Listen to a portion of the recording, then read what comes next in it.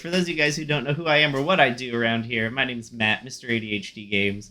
I stream variety games, and I talk about mental health and ADHD on Tuesday and Wednesday nights at 9 p.m. Eastern Time. Welcome to that time. Tonight, I'm reaching out to my community. I have a great community of neurodiverse people. I want to hear from them, and I want to share their tips and tricks with everybody, because I get to stand up here on this box and just chat and talk to everybody and tell you what I think and things that help me. So I get to stand up here and do that all the time, but I want to hear from you guys, things that have helped you work with your ADHD instead of against it. Also, I do have a couple to contribute, but I would like to hear from you guys. If you all have anything that's helped you. One of the things I do like to share that's helped me a lot is the idea that you don't have to be for everybody. Like, you don't have to be everybody's kind of person. If you are yourself, you will find and surround yourself with the right people. You don't have to be for everybody.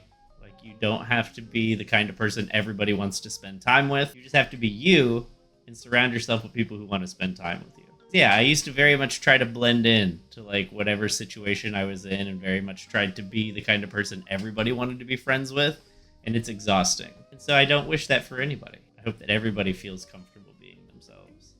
One of the other ones is not being lazy. I used to always feel like I was kind of viewed as lazy, at least at school, because I never seemed to be doing the right thing.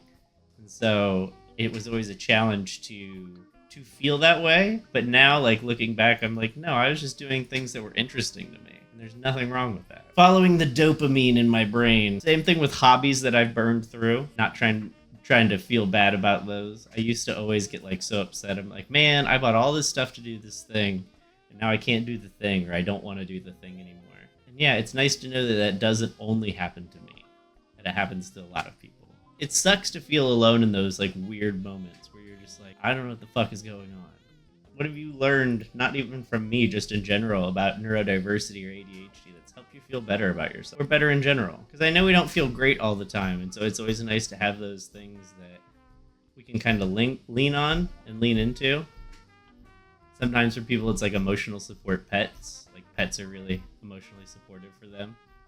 I mean, we struggle with imposter syndrome. We struggle with toxic positivity. So many things that we've talked about on this channel. So I just like to know, like, what are the things that other people are seeing? The level of creativity, I feel like, that comes along with it. And it's definitely something I don't talk about maybe as much as I should. I love getting to be creative, and I love the feeling I get when I'm being creative. And I don't think neurotypical people get that. Like, I don't think they get it on the same level.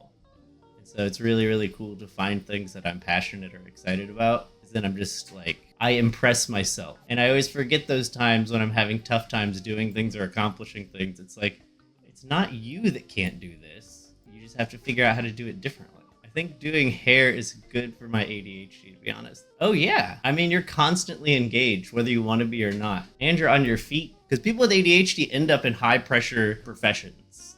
Like servicey industry jobs, like kitchens and servers and nurses and people who are like, who work themselves to death. Like, that's a lot of the professions that call to people with ADHD. So I would totally agree with the fact that it's probably good, because your hands are always doing something too. Like, you're never just like idly standing there.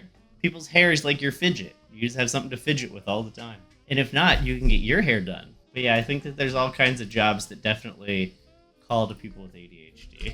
One of the ones I didn't ever think about for a while actually was the military. So the military actually is good for people with ADHD because they really like that structure, and that is definitely the height of structure.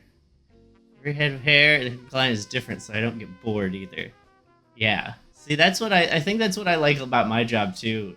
Board game design is that similar idea where it's like, even if it's the same game, it's different. Everyone is different, just a little